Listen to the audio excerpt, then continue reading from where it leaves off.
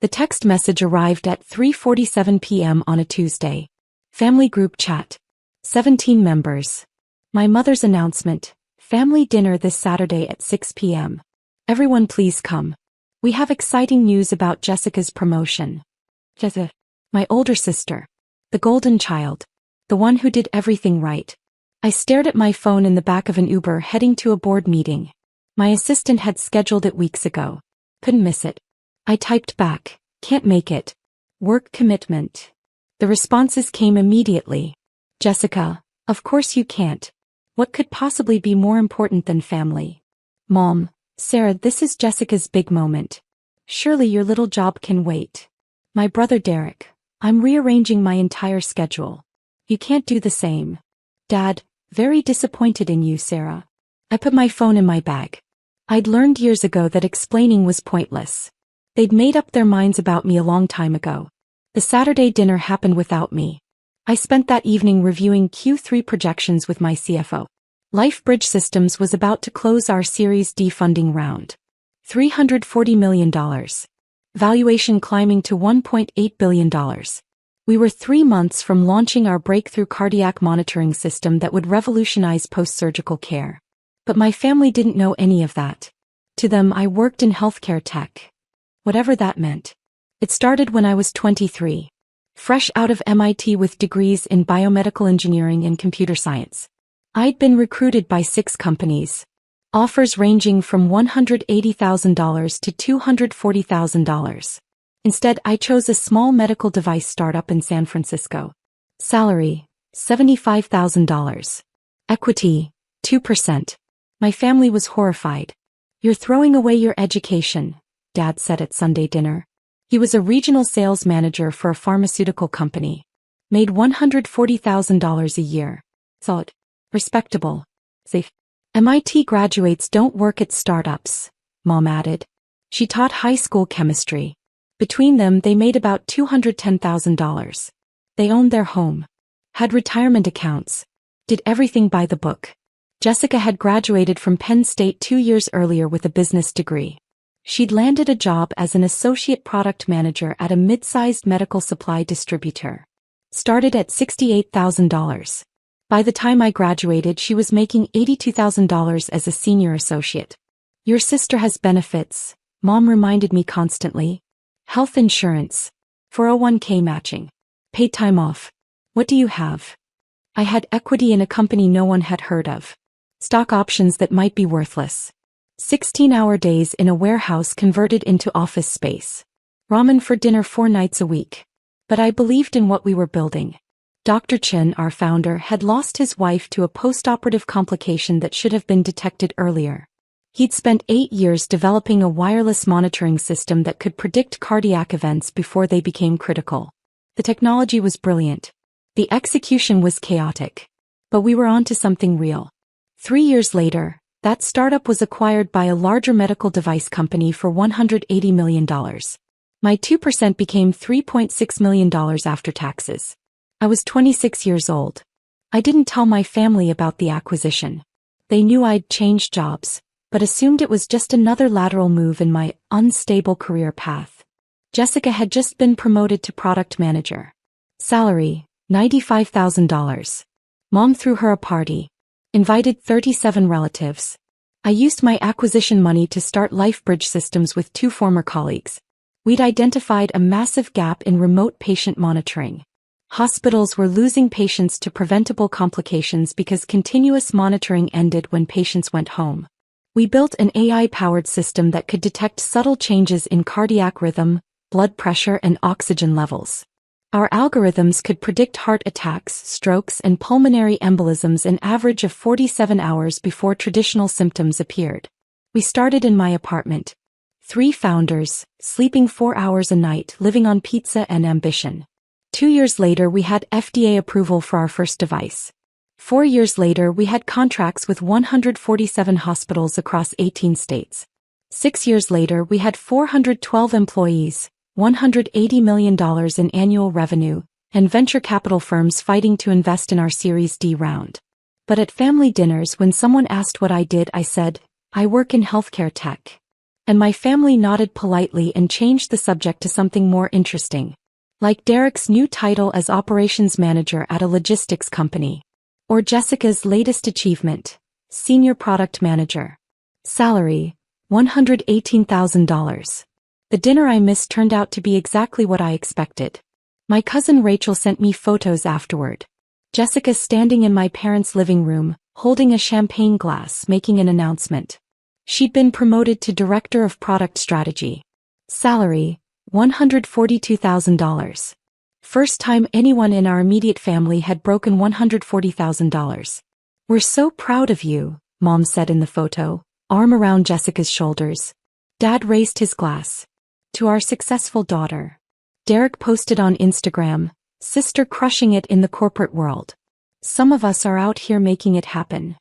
The caption felt pointed. I liked the post and moved on. 3 weeks later, another family dinner. This time I could attend. Sunday at 5 p.m. I arrived 15 minutes late because a crisis call with our lead investor ran long. We were finalizing terms for the Series D. I'd spent 90 minutes on Zoom negotiating valuation. I walked into my parents' house wearing jeans and a sweater. Jessica was in business casual. Blazer. Pressed pants. She looked like she'd come from the office, even though it was Sunday. Nice of you to show up, she said when I walked into the kitchen. Traffic was bad, I lied. From where? Don't you work from home? I had a meeting. On Sunday. She raised her eyebrows. Must be important. Mom called us to the table.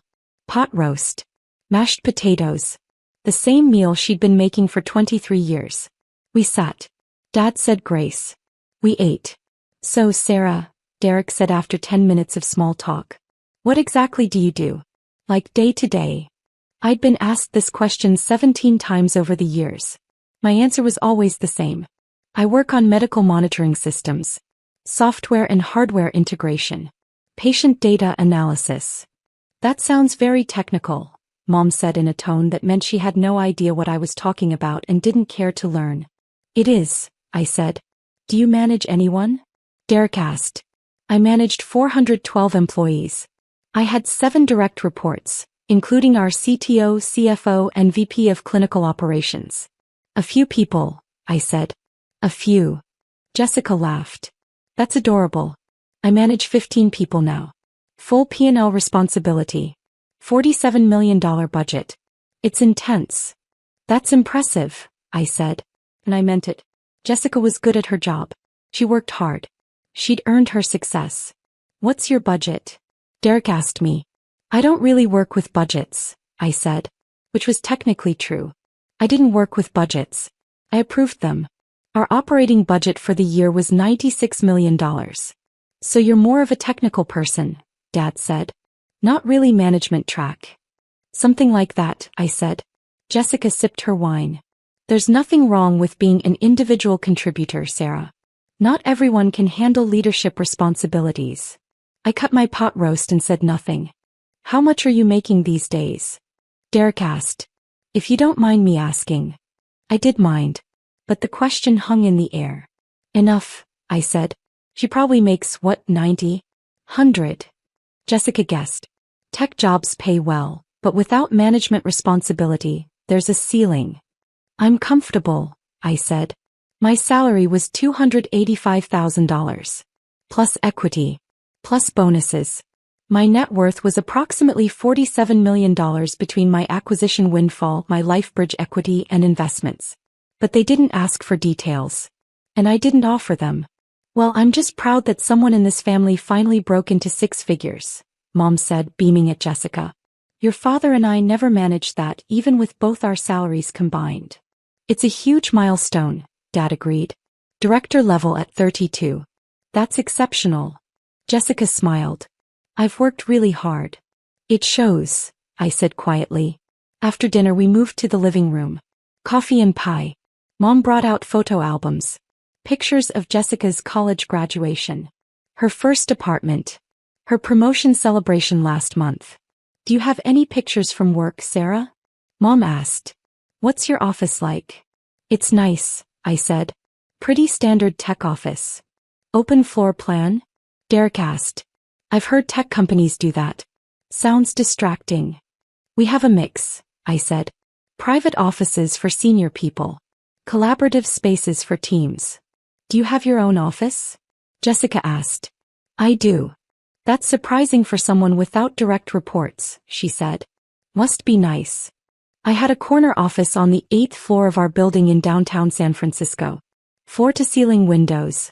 View of the bay. My name on the door. And on the building directory. Sarah Chin, CEO and co-founder. But they didn't ask. And I didn't tell them. The invitation arrived 6 weeks later. Medical Technology Innovation Summit. Boston Convention Center. March 15th to 17th. 3 days of keynotes, panels, and networking.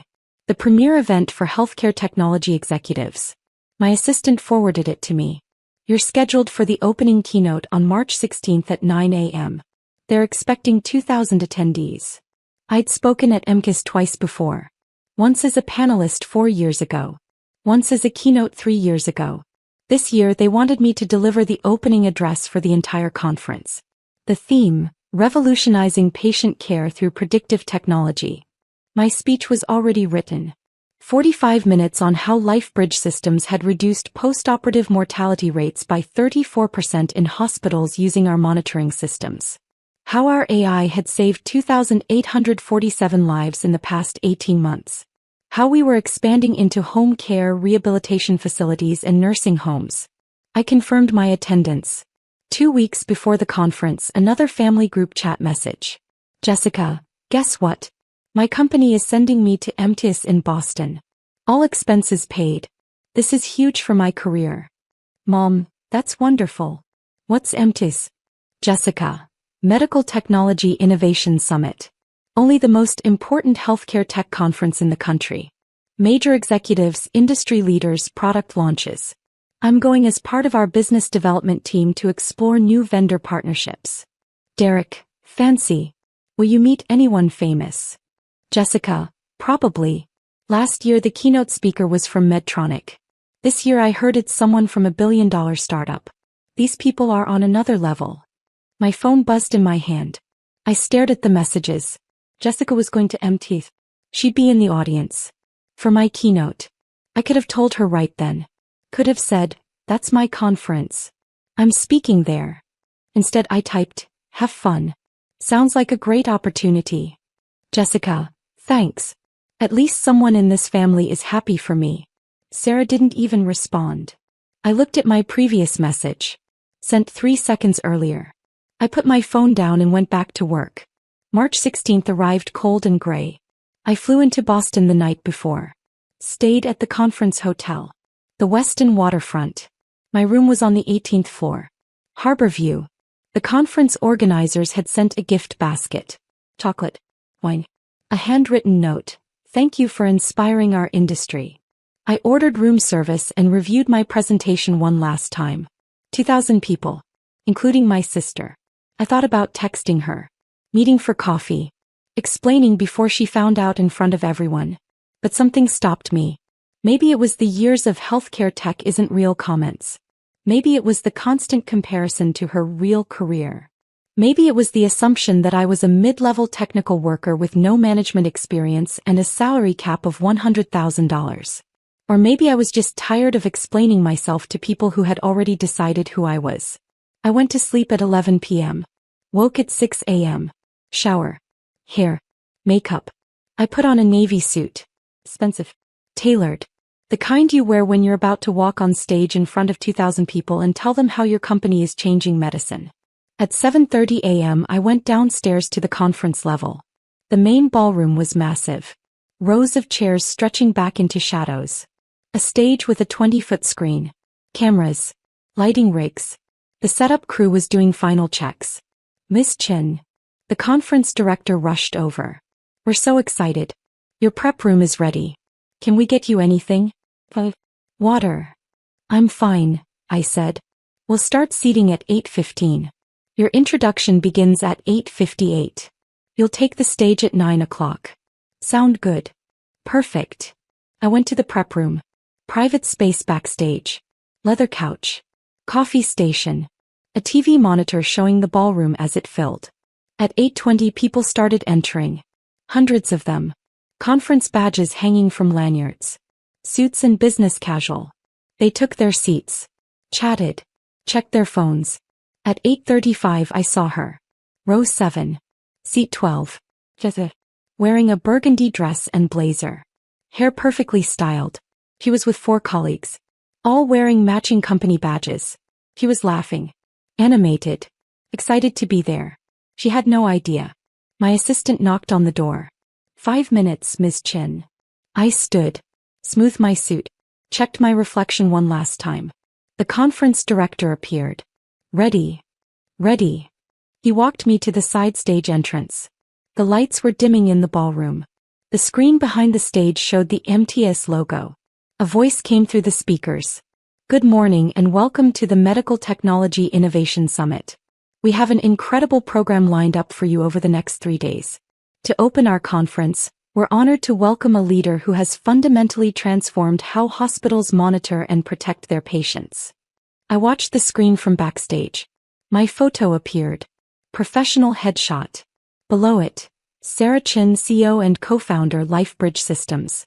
After earning dual degrees from MIT in biomedical engineering and computer science, Sarah Chin co-founded LifeBridge Systems 7 years ago with a revolutionary vision.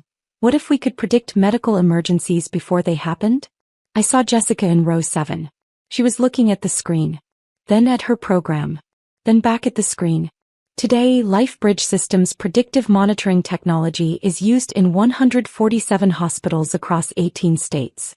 Their AI-powered systems have saved an estimated 2,847 lives by detecting cardiac events, strokes and pulmonary complications an average of 47 hours before traditional symptoms appear. Jessica's mouth was open. She turned to the colleague next to her. Pointed at the screen. Pointed at her program. Last month, LifeBridge Systems closed their Series D funding round with a valuation of $1.8 billion. Under Sarah's leadership, the company has grown to over 400 employees and $180 million in annual revenue. She's been named to Forbes 30 Under 30 Fortune's Most Innovative Leaders and the Healthcare Technology Excellence Award. The colleague Jessica was talking to pulled out their phone. Started typing. Probably Googling my name. Please join me in welcoming to the stage Sarah Chin, CEO of LifeBridge Systems. The applause started. I walked out. The lights were bright. The audience was a mass of faces. The camera flashes made it hard to see individual people. But I could see row 7. Jessica was standing. Everyone was standing. 2,000 people on their feet. Applauding. Jessica's face was white. Absolutely colorless. Her mouth was still open. Her hands were frozen mid-clap. I reached the podium. The applause continued. 30 seconds. 45 seconds. I smiled. Nodded. Raised my hand in a small wave. Finally the room settled. People sat. I looked at row 7. Jessica sat slowly. Mechanically. Like someone had pushed her down. I began my speech. 7 years ago my co-founders and I were sitting in my apartment in San Francisco, eating our 4th pizza of the week, talking about a problem that kept us up at night. I spoke for 43 minutes. I told them about Dr. Chin losing his wife. About the preventable complications that kill 7,000 Americans every year. About the wireless sensors we developed that could detect microchanges in heart rhythm.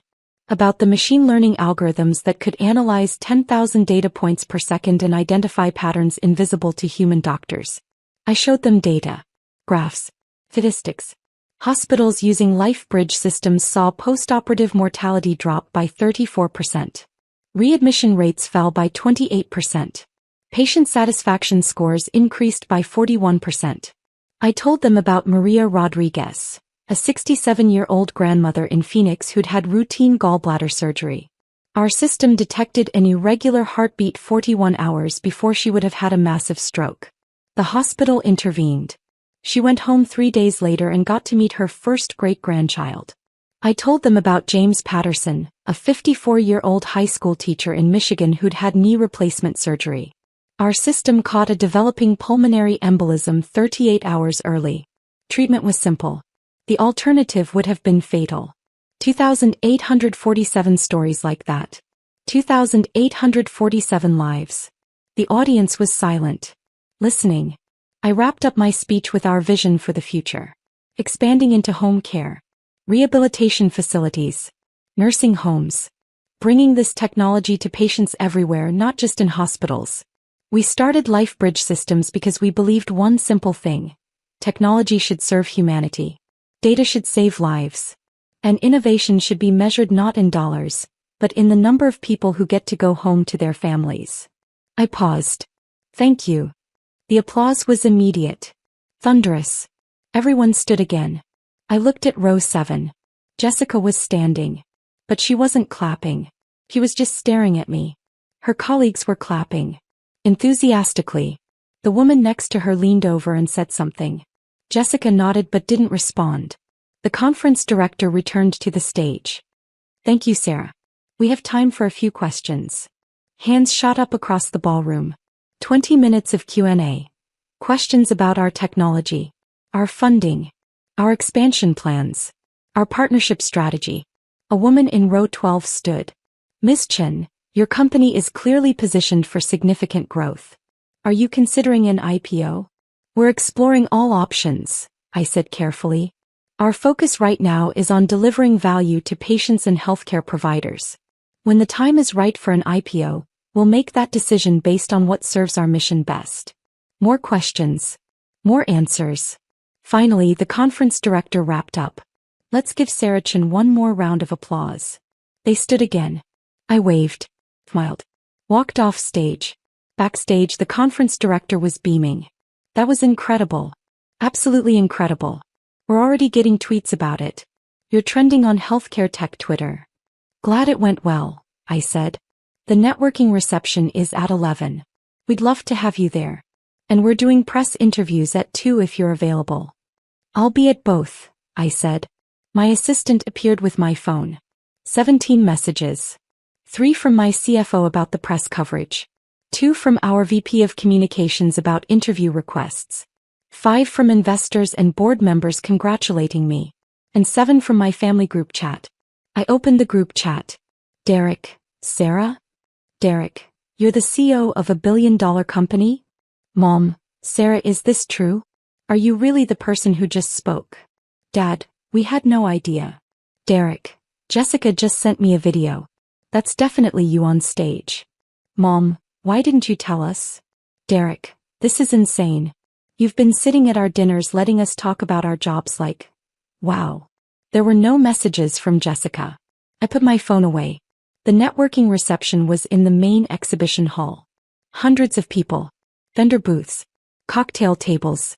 I was immediately surrounded by executives, investors, and journalists. Ms. Chen, I'm from MedTech Daily. Could we get 5 minutes? Sarah, we'd love to discuss a potential partnership with our hospital network. I've been following LifeBridge for 2 years. Your presentation was phenomenal. I worked the room, smiled, shook hands, exchanged business cards, had the same conversation 40 times. At 11:47 I saw Jessica. She was standing near the LifeBridge Systems booth. Our marketing team had set up a display. Photos of our technology. Monitors showing our interface. Testimonials from hospital administrators. She was reading one of the testimonials. I walked over. Hi, Jessica. She turned. Her face was still pale. Sarah. Her voice was flat. So, this is what you do? Yes. You're the CEO of $1 billion company. $1.8 billion, I said. At last valuation. She blinked. And you never mentioned this. Not once. Not at any family dinner. Not when Mom asked about your job. Not when Derek asked about your budget. I did mention it, I said calmly. I told you I work in healthcare tech. You said you work in healthcare tech. Not that you run a healthcare tech company. Not that you're. She gestured at the booth. At the conference. At everything. This. You never asked, I said. Her face flushed. I never asked. Sarah, we talked about careers constantly. You sat there at dinners while we discussed our jobs. While I talked about managing 15 people and my $142,000 salary and my... She stopped. You let us think you were some mid-level technical worker. I never said that. You never corrected us. People were starting to look. I lowered my voice. Jessica, every time I tried to talk about my work, you changed the subject. Every time someone asked what I did, you answered for me. Healthcare tech, in that dismissive tone. Like it wasn't a real job. Because I didn't know. Her voice broke. If you'd just told us. Would you have believed me? I asked quietly. If I'd said, I'm the CEO of a company worth $1.8 billion, would you have believed me? Or would you have thought I was exaggerating? Delusional? Trying to one-up your director promotion? She opened her mouth. Closed it. I didn't tell you, I said, because I didn't need you to know. My work speaks for itself. My company succeeds or fails based on what we build, not on whether my family understands what I do. That's not fair, she whispered. We're your family. You're right, I said. You are. And I love you. But you spent 7 years assuming the worst about my career without ever asking for details. You spent 7 years comparing your achievements to what you thought were my failures. And you never once considered that maybe I was doing okay. Her eyes were wet. I didn't mean. I know you didn't, I said gently. But it happened anyway. A man in a suit approached us. Miss Chin, I'm from Johnson & Johnson. We'd love to discuss a potential acquisition conversation. Of course, I said. I turned back to Jessica. I have to go. We can talk later if you want. She nodded. Said nothing. I walked away to discuss a potential $3 billion acquisition offer. The rest of the conference was a blur. Panels. Meetings. Interviews. Networking. I shook 200 hands. Had 150 conversations. Signed 12 NDAs for potential partnerships. Jessica and her colleagues attended several sessions. I saw them in the audience for a panel I moderated on Friday afternoon. She didn't approach me. Friday evening I flew home to San Francisco. My phone buzzed during the flight. Family group chat. Mom, Sarah, we'd like to talk. Can you come to dinner on Sunday? I stared at the message for a long time. Finally I typed, I can do Sunday at 5. Sunday dinner was uncomfortable. I arrived exactly on time. Everyone was already there. Jessica, Derek, Dad. We sat at the table. No pot roast this time. Mom had ordered Italian from the place we used to go for special occasions. So, Dad started. We've all been talking. And we owe you an apology. I said nothing. Mom continued. We had no idea what you'd accomplished. If we'd known. You would have treated me differently? I asked. Silence. That's the problem, I said quietly. My accomplishments shouldn't determine whether you respect me. Whether you take my career seriously. Whether you include me in family celebrations. We always included you, Derek protested. You uninvited me from Jessica's promotion dinner, I said. Well, you didn't technically uninvite me.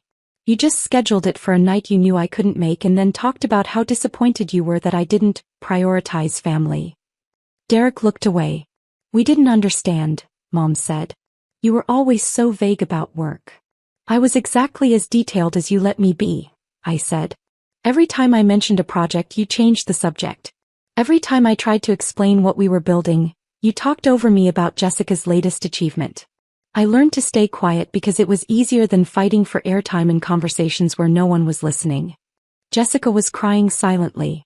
I'm not saying this to hurt you, I continued. I'm saying it because it's true. You decided I was the unsuccessful one. The one who made bad career choices. The one who needed advice about stability and benefits and 401 Burmese chots. And you never questioned that narrative. We were wrong, Dad said. His voice was thick. We were completely wrong. And we're sorry. I took a breath. I appreciate that. Can we start over? Mom asked. Can you tell us about your company? Really tell us. So I did. I told them about the apartment startup days. The acquisition. The founding of LifeBridge. The FDA approval process. The first hospital contract. The growth. The challenges. The victories. I told them about the Series D round. The valuation. The expansion plans. I told them about the patients. The lives saved. The families who still sent me thank you cards. They listened. Actually listened. When I finished, Derek said quietly, I'm sorry I made that comment about managing 15 people. I'm sorry I bragged about my salary, Jessica whispered. When you were making, what are you making? More than I need, I said simply. Are you a millionaire? Dad asked. Yes. How much of a millionaire? I hesitated. Do the specifics matter? I guess not, he admitted. We ate in silence for a few minutes. Finally, Jessica spoke. My colleagues at the conference wouldn't stop talking about you. About your speech. About LifeBridge. My boss asked me 3 times if I could introduce him to you. I had to admit I didn't even know what your company did. You can introduce him, I said. If you want. Really? Of course. You're my sister. She started crying again. I was so awful to you. You weren't awful, I said. You just didn't know. I should have known. I should have asked. Yeah, I said gently. You should have. 3 months later, Jessica called me. Sarah? Do you have a minute? Sure. What's up? I'm thinking about leaving my job. I sat up straighter. Really? Why? Because I realized something at that conference. I've been so focused on climbing the ladder at one company that I haven't thought about whether it's the right ladder. Whether it's leading somewhere I actually want to go. Where do you want to go? I don't know yet, she admitted. But I want to figure it out. And I want to do it without comparing myself to you or Derek or anyone else. I want to build something that matters to me. That's really brave, I said.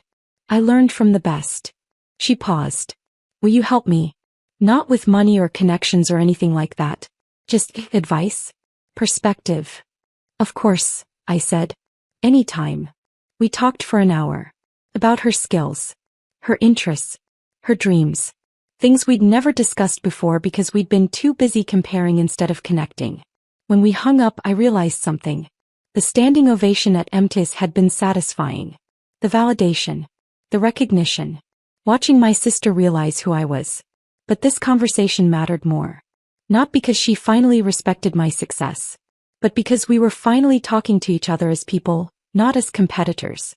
6 months after MTIS, LifeBridge Systems announced our Series E round. $500 million. Valuation $3.2 billion. The press release went out on a Tuesday morning. Within an hour my phone buzzed. Family group chat. Mom, we saw the news. Congratulations. Dad, so proud of you, honey. Derek, holiest asterisk T Sarah. $3.2 billion. And then Jessica, not surprised at all. You're amazing. Red heart. I smiled and replied, thanks everyone. Excited for what's next. Because that was the thing about success. It wasn't about the validation. It wasn't about proving people wrong. It wasn't about standing ovations or press releases or valuations. It was about building something that mattered. Saving lives. Creating jobs. Pushing technology forward. The rest was just noise. My family understood that now. Finally. And that made all the difference. 2 years later, LifeBridge Systems went public. IPO day. Nasdaq.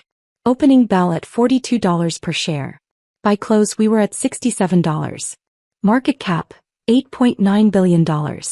My family flew to New York for the ceremony. Derek, Jessica. They stood on the trading floor with me. Wore LifeBridge t-shirts. Smiled for the cameras. When I rang the bell, they cheered louder than anyone. Afterward, we went to dinner at a restaurant in Tribeca. Expensive. Celebratory. The kind of place we never went when I was growing up. This is incredible, Mom said, looking around. I can't believe this is our life now. It's not your life, I said gently. It's mine. You're welcome to visit it. But it's mine.